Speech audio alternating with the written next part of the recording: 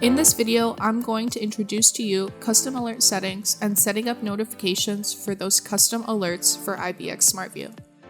In this video, we're going to cover the granular details about alerts and how to change your notification preferences.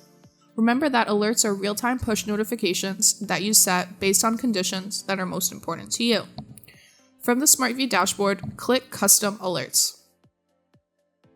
On the left-hand navigation bar, click Create Alert.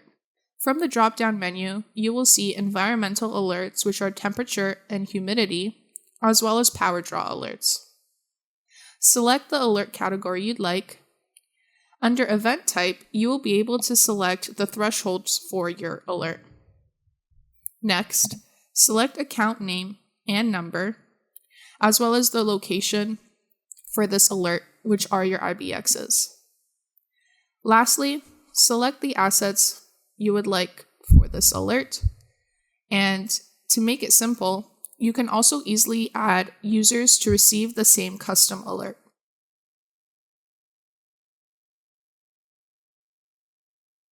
Once the alert is created, you will be able to see it under Active Alerts in this table. To see a history of alerts that were triggered, select History.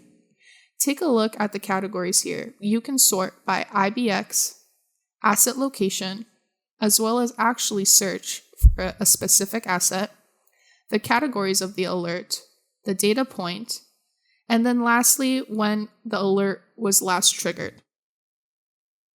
In order to edit or change your alerts, click on Settings and click on the alert.